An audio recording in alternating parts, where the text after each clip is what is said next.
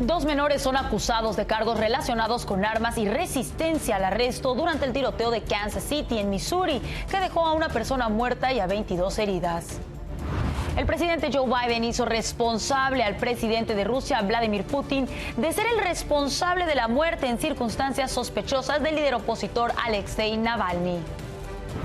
Rescatan en la frontera de Texas a niños no acompañados con mensajes escritos en sus manos mientras el gobernador del estado anuncia planes para construir un campamento base militar para detener la inmigración. La FIFA y México se enrolan en solucionar una disputa de décadas sobre manifestaciones irrespetuosas de los aficionados hacia jugadores en los partidos. Buscan educar a la audiencia con vistas a la Copa del Mundo.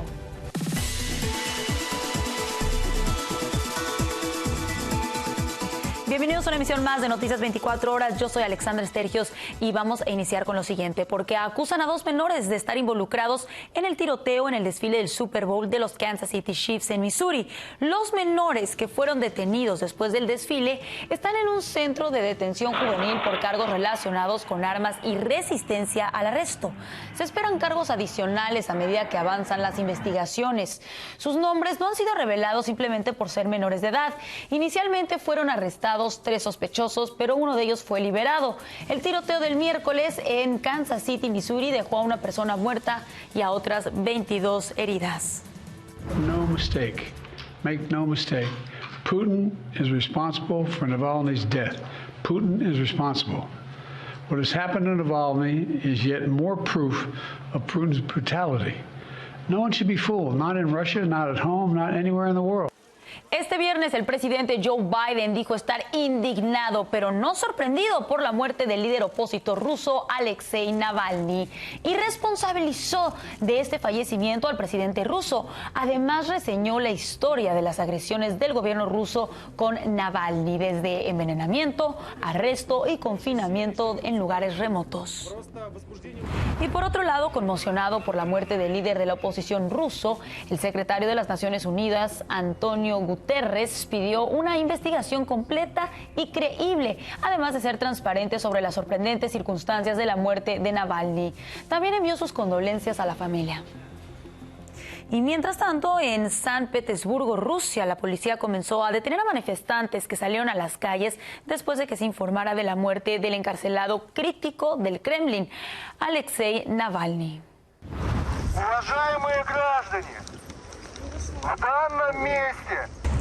Según el Servicio Penitenciario Federal ruso, Alexei Navalny, el máximo líder opositor del gobierno de Vladimir Putin, se sintió mal después de una caminata y perdió el conocimiento. Уже есть сведения, что Трамп оторвался. Я не знаю. Должны медики как-то выяснить. A pesar de ser atendido por paramédicos, Navalny no pudo ser reanimado. El servicio dijo que la causa de la muerte estaba siendo establecida. Navalny, de 47 años, estaba preso en una remota cárcel del Ártico, donde cumplía una condena de 19 años. Además, había estado tras las rejas desde enero del 2021, cuando regresó a Moscú, después de recuperarse en Alemania de un envenenamiento con un agente nervioso del que culpó al Kremlin. They're saying that it was a thrombus, but it's not a thrombus like the thrombosis of the vein. But there was no thrombosis, what they're saying, like the clotting. But there was not a clotting. They killed him. They've been deliberately killing him for a long period of time. Momentos después de que se informara de su muerte, un canal en redes sociales ruso compartió imágenes de Navalny el día anterior a su muerte, de pie, riendo y bromeando con el juez a través de un enlace de video. El líder opositor deja a su esposa y a una hija. Y el juez Arthur Engoron, quien preside el juicio civil por fraude, ordenó al expresidente y a la organización Trump pagar más de $300 millones en daños y prejuicios. Y prohíbe también a Trump servir como funcionario o director de cualquier corporación de Nueva York u otra entidad legal en ese estado por un periodo de 3 años. Este juicio marca una semana importante en los tribunales para el expresidente, con otro caso pendiente en marzo por pagos a una actriz de contenidos para adultos y argumentos en Georgia, Atlanta, sobre una presunta interferencia electoral.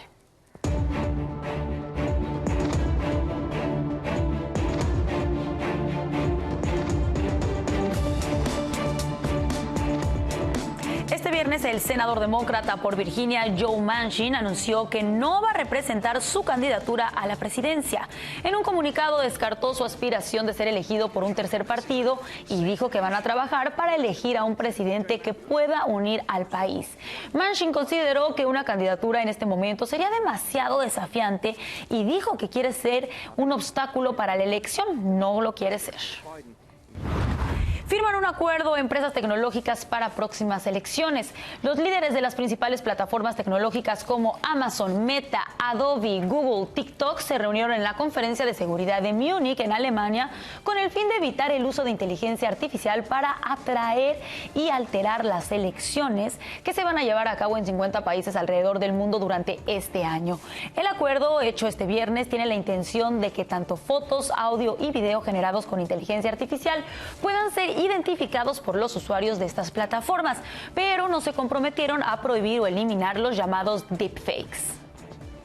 Y en un intento por ayudar a los jóvenes estudiantes y a sus familias, el Distrito Unificado de Los Ángeles lanza nuevos programas. Vamos con José Luis Muñoz en California, que nos tiene toda la información. José Luis, adelante. Gracias, muy buenas tardes. En la indigencia o al borde de la indigencia es como están viviendo miles de estudiantes del Distrito Escolar Unificado de Los Ángeles. Y las encuestas realizadas por el LAUSD arrojaron que el número de alumnos desamparados se elevó de 9,000 a 12,000 del año 22 al año 23. El Distrito Unificado de Los Ángeles amplía sus esfuerzos para apoyar a los estudiantes y a las familias sin hogar, como parte del programa I Attend, un día de extensión estudiantil para aumentar la asistencia estudiantil. El superintendente del Distrito Unificado de Los Ángeles, Alberto Carvalho, destacó la amplitud de servicios y apoyos que brinda a los estudiantes y a las familias sin hogar. Conversamos con algunos de los empleados de las entidades que brindan servicios en esta campaña. As crianças e famílias que vêm aqui na escola têm o direito de usar o nosso serviço de lavanderia e de graça, né? Não precisa pagar nada, só vem, traz a roupa, já está tudo marcado certinho e deixa que a gente lava e seca. A nivel de nuestro distrito, el porcentaje de niños desamparados aumentó por un 3%, en esa escuela aumentó por 5%.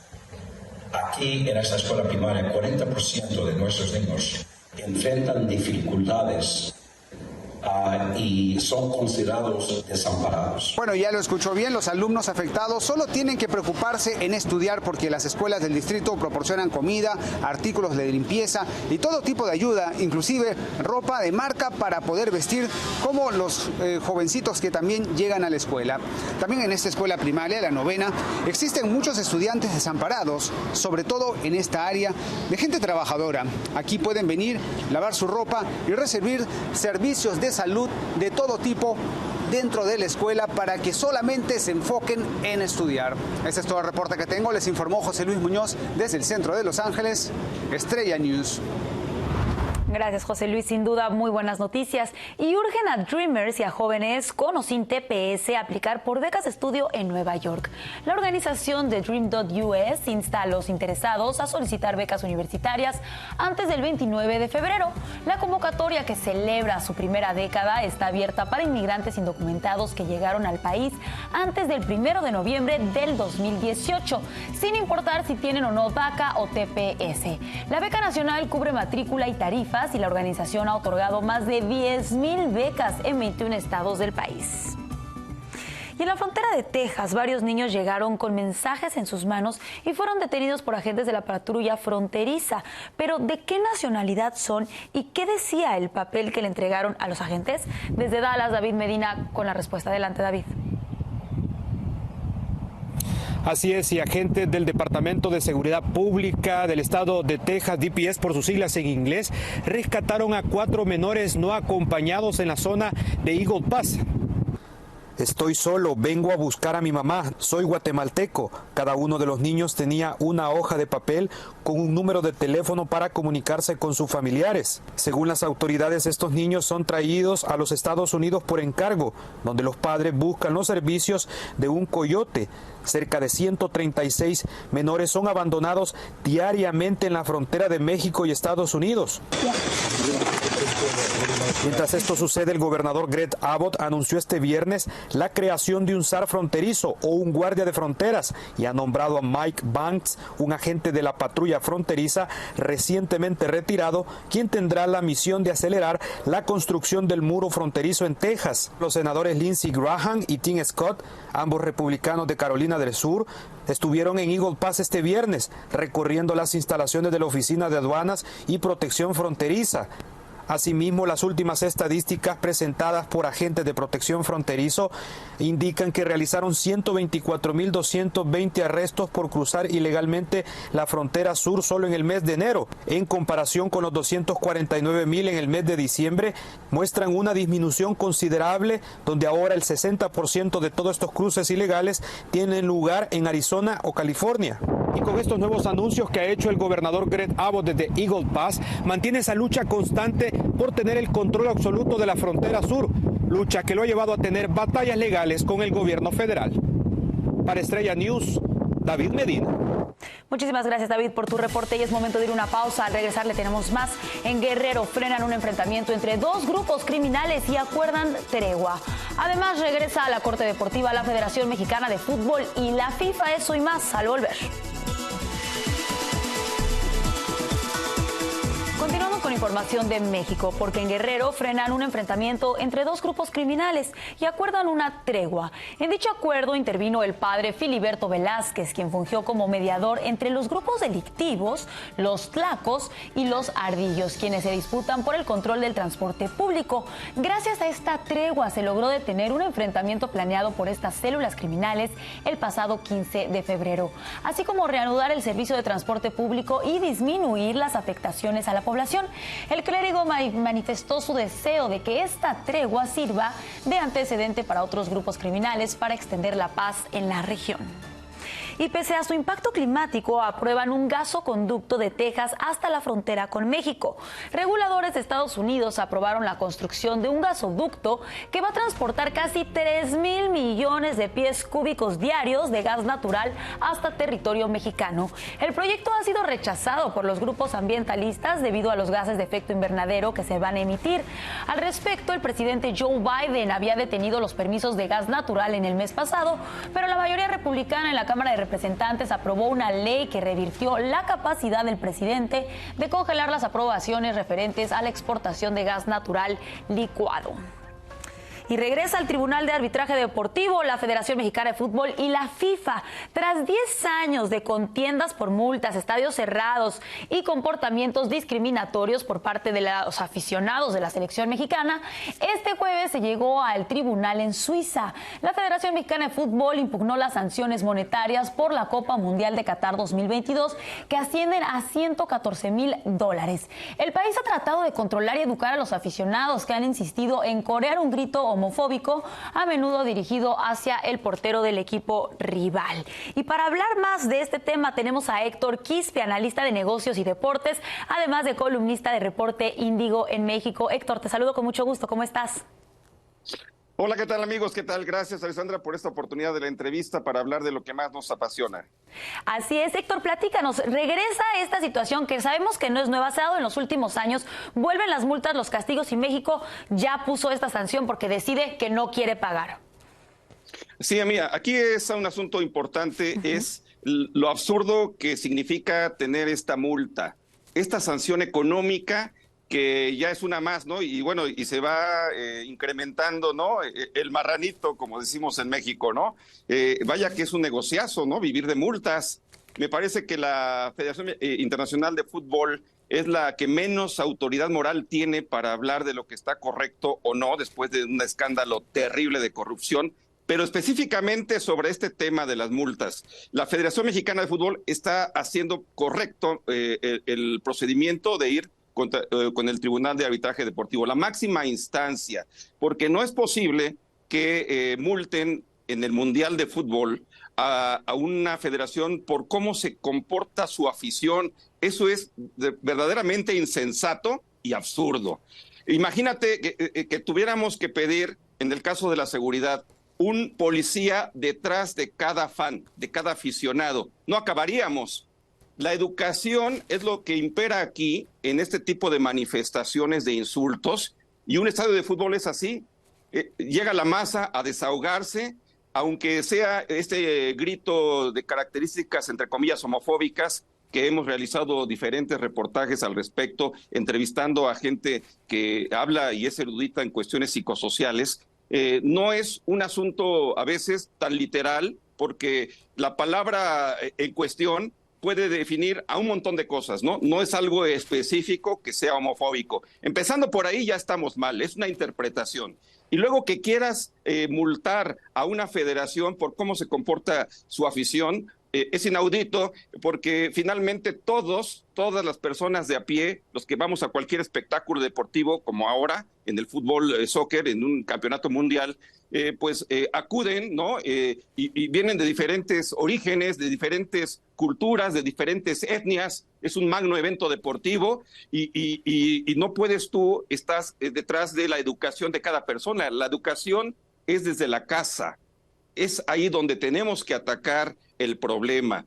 Enseñarle a las familias, llega también esta emisión, enseñarle a la gente cómo conducirse en público, ¿verdad? Porque finalmente tú sabes muy bien esto, mi estimada Alessandra, cada aficionado es un cúmulo, ¿no?, de hábitos. Y finalmente, pues tú no puedes controlar eso, ¿no? Como entidad deportiva, que en este caso es una entidad reguladora, institucional, para sus agremiados, para sus aliados, no para los fans. Los fans no son empleados de la Federación Mexicana de Fútbol, ahí es donde está el error. Tenemos que batallar con el asunto de la educación, ¿verdad? Y someternos a la jurisdicción local de cada país. Claro, Héctor, totalmente de acuerdo, empezando por la palabra, ¿no? Que a lo mejor para nosotros como mexicanos pues no significa lo que dicen que significa. Sin embargo, ya llevamos muchos años en cuestión y discutiendo este tema. Se han hecho campañas, se ha invertido mucho dinero también por parte de la Federación Mexicana de Fútbol para hacer concientización, ¿no?, al aficionado, y también hay ciertas entidades que se encargan de ver si se dijo o no, como el caso del Mundial en Qatar 2022, que nos estaban checando muy de cerca qué aficionados lo decían o no, y bueno, también individualmente habría, se supone, un castigo para estas personas. ¿Tú has visto algún cambio a partir de cuando se prohíbe el grito antes, por supuesto, del Mundial de Rusia 2010, de Rusia? 2018, hasta ahora, sí. Exacto, 2018 hasta ahora. ¿Crees que vaya a haber un cambio? No, ningún cambio, porque además el procedimiento es inadecuado. Es decirle a la gente, meterte en el lugar de papá, ¿no?, regañón, y decirte te voy a castigar. Eso nunca ha funcionado. Este grito nace de la masa con un asunto espontáneo y al final resulta que pues te están sancionando. Esto no va, por más regaños, por más castigos que se anuncien, no va a funcionar. Simplemente endurecer quizás, ¿no?, la forma de cómo vigilas, estrategias de vigilancia de seguridad en cada estadio. Solamente, y detectar a las personas. Un buen accionar es, por supuesto, el Fan ID, que es la credencialización de los fans. Ese es el principio, pero también yo creo que tendríamos que empezar desde la casa con la educación, porque la Federación Mexicana de Fútbol no va a educar a los fans, ¿no? No es su objetivo. Claro, Héctor, la educación es la base de todo, ¿no? Como de la sociedad. Y bueno, sí, ojalá que no sea un castigo ejemplar como eliminarnos de una Copa del Mundo o algo así, más bien que se enfoquen en el Fan ID, como bien lo dices. Sí. No, eso no va a progresar, y qué bueno que el TAS pueda, en este caso, meter las manos, ¿no? Claro. Y decir, ya basta de multas absurdas, mejor dedíquense a tener más seguridad de los estadios, a tener más mecanismos en favor de las personas con discapacidad, en fin, cosas positivas, que para eso es el deporte, ¿no? Claro. El deporte aglomera los valores universales, aprovechemos esas cualidades intrínsecas del deporte. Efectivamente, Héctor, muchísimas gracias por estar con nosotros. Las veces que sea necesario, Alessandra, aquí estamos con mucho gusto, ¿eh? Qué amable, muy buen día para ti, gracias. Y con esto hacemos una breve pausa, nos despega. Al regresar, Paul McCartney recupera una antigua y valiosa guitarra que había sido robada. Les contamos en minutos.